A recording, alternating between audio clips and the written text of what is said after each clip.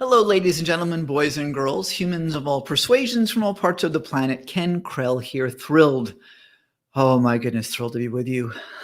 And I wanted to share with you, trust me, if you only knew, um, I wanted to share with you some thoughts today about gratitude, about doing the right thing, and how it is that over whatever time frame we've experienced this, common decency has eroded.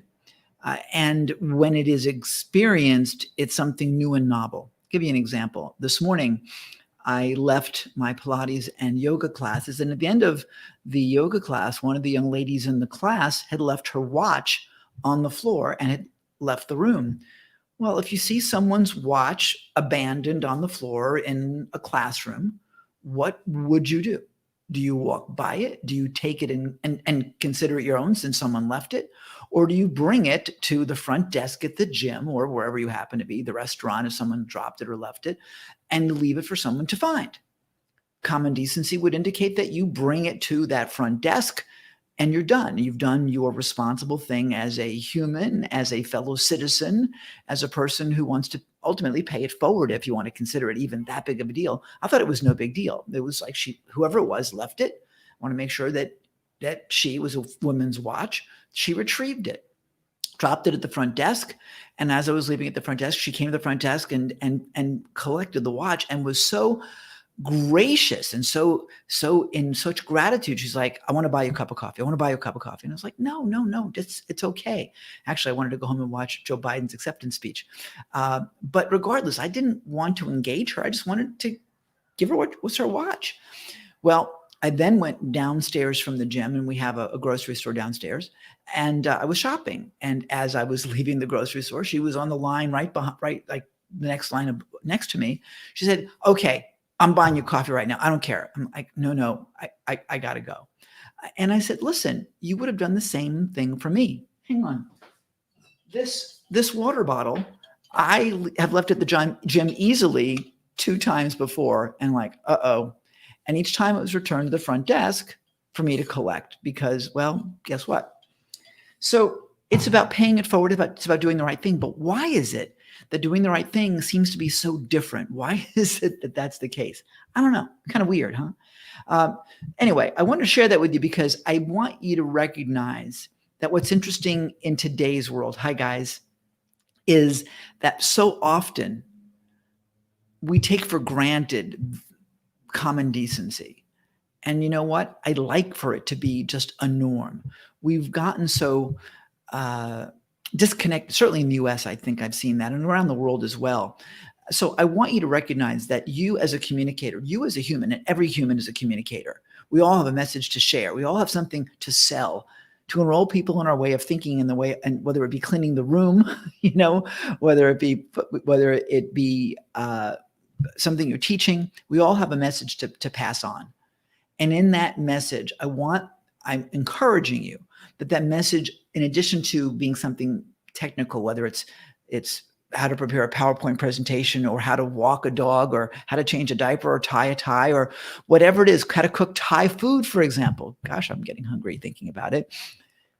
If we passed along a message of love, if we passed along a message of tolerance, if we passed along a message of acceptance, if we passed along a message of doing the right thing and being our best us, don't we do something better for the world? I want that to be how we progress. When I train people, I don't want to deal with politics typically. I don't want to deal with religion, but I will deal with spirituality, of acceptance, of love, of tolerance, of reaching a different level in life and awareness, because I think we're all on that journey in one way or another. I don't care what brand of spirituality you're part of, whether you're Jewish or Catholic or Christian or Muslim, or pick a brand of religion. Doesn't it all come down to one thing?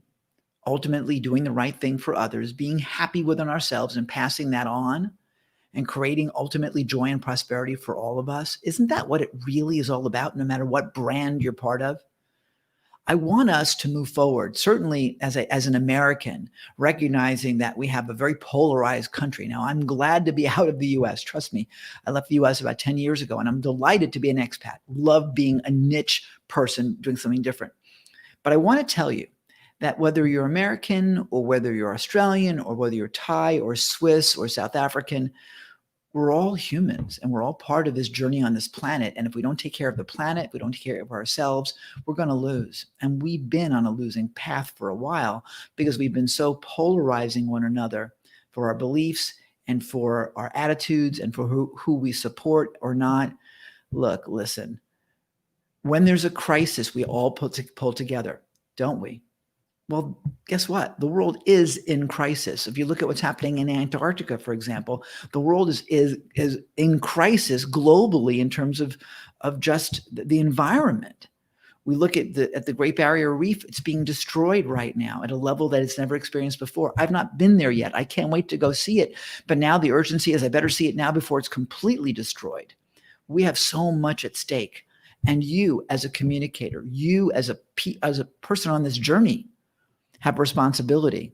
And the responsibility truly is to do your part. And I don't care whether it's using less water or whatever it happens to be. Do your part.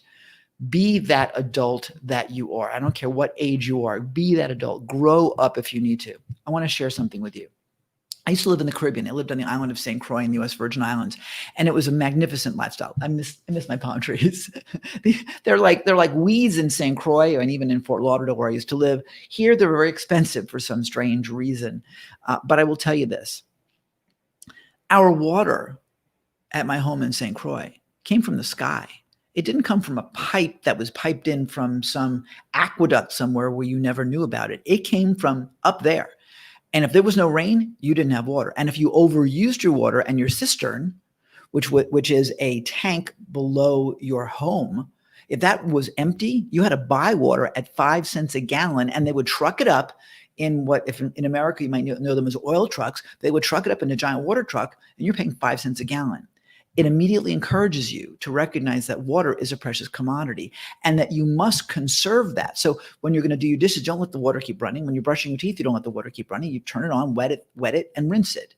Turn it off. A lot of us would take Navy showers where you turn on the water, you wet yourself down, you soap yourself up, right? With the water now off, now that you're wet, and then turn it back on to rinse. We are conserving because it's an economic and a practical situation. Because if your cistern runs dry, and by the way, homes, when homes are sold, you look at, is it a 10,000 gallon cistern? Is it a 30,000 gallon cistern? Because that size of cistern relates to just how much water you can store. And for those of you that need to visualize this, imagine your roof collects water, right, when it rains, and it goes down the downspouts into the holding tank, the cistern below your home. That's what it is all about. And yes, we clean them and so on, and we purify the water and all that business. So it's perfectly fine. But that's our lifestyle when you live on an island. Well, guess what? This planet is an island. This planet is self-contained. I didn't plan on going on this rant right now, frankly. I wanted to talk to you about gratitude and just doing the right thing. But you know what? We need to do the right thing. We need to really be recognizing that everything that we do does have repercussions and ramifications. And I want to let you know that as a communicator, you do have a responsibility to your audience, to empower them, to give them inspiration, not just technical information, but inspiration for them to be their best, to do their best, to pass that best on and to challenge others to do the same. Because when we do that, when we play a bigger game, when we come from this thing from heart, okay, there's so much that can shift and change. And I think we're at a point right now, certainly America made a shift. They made a choice. And I want us all to make the choice for dignity, honor, integrity, truth, doing the right thing, being nice to others. Let's do that. Let's, yes, hold hands and sing Kumbaya, for goodness sakes. We need that. We need to breathe a big sigh of relief. I did when I got up this morning, just a huge sigh of relief that finally this is done. Finally, this is done and we can move on, and the vitriol and the hate and the judgment can begin to abate. Now, there's been a lot of damage done all over the world in every area. We have challenges all over the planet, whether it be in Myanmar, where people are being murdered, whether it be, I don't even want to go down that list. There's so much that needs to be done, but it starts within. And it starts from you recognizing that you're amazing as you are. You are. You're freaking incredible. And when you recognize that, number one, you're less likely to judge anybody else. And number two, you're more likely to help others recognize that about themselves as well. This is an incredible planet we're on, you guys. And we can make it better every moment of every day. Share your love, share your joy, share your message, give your heart, and encourage others to do the same. Now, let me pivot this, because I will share with you that for the past 39 years, I've sold millions of dollars of products and services on stage for other people. Now, I have finally recognized that my message, my life's work of being able to inspire others to reach for their dreams, for their goals, for their destiny, really is the thing that I'm good at. I'm good at helping people recognize that and reach for that. So I have now created my own trainings, my own programs, from challenges, which I call sprints, which may not be a good marketing thing we're discovering, to my program, my masterpiece program called Pride, and Safari, which is our year-long program. Pride stands for Produce Ridiculously Irresistible Digital Events. It's all about right now for you. How can you take your message and take it out into the digital arena? Now look this way, because I'm looking at the city of Sydney right outside my window. I could be here. I could be in Johannesburg, or Cape Town, or Nairobi, or Tel Aviv, or back in Bangkok where I lived for so many years. I could do this as long as I'm online, and so can you. The pivot of physical to digital is monumental, and I want to reveal that to you. So I encourage you and I invite you to join me for a fantastic event that I'm putting together. It's coming up, goodness, in about a week. It's called the 5-day sprint to your 7-figure stage. I had to think about what it was called. 5-day sprint to your 7-figure stage. And I will give you the link right here. If you go to 7figurestage.com, get yourself enrolled in it. Why? Because over 5 days, actually longer, I've got some bonuses scheduled as well. I will share with you exactly how this can work and how you can make that pivot from physical to digital and profit from it. In fact, Jay, who was just messaged on the screen, was in that. You or not. There we go. Now we're back. Anyhow, so I encourage you to go to 7figurestage.com, grab your spot. And by the way, we are not charging tuition for it. However, we are encouraging you, well, we're requiring you actually, to make an investment in the future of the world. My friend Cynthia Kersey has a nonprofit called the Unstoppable Foundation, where they help families right now in Kenya live with quality, with clean water, with education, with better health. $1 a day takes care of a family of 5. So we encourage you to give them a month of a break. $31 donation gets you into our 5-day sprint to your 7-figure stage. $1 a day, 31 bucks or more. As long as you make a $31 donation, you are in, and we are thrilled to have you with us. I will encourage you and challenge you to come also join us. And I will encourage you to join us. I lost my track there. I was looking at some comments. I do encourage you to upgrade to the VIP option, because it gives you a lot of bonuses that are pretty much off the chart. So I think I encourage you that. Jay, you have made my life so much more fun because of how you respond. It's great. Thank you, Dr. Brendan. It has been a pleasure to work with you over the years. You are awesome, absolutely awesome. Let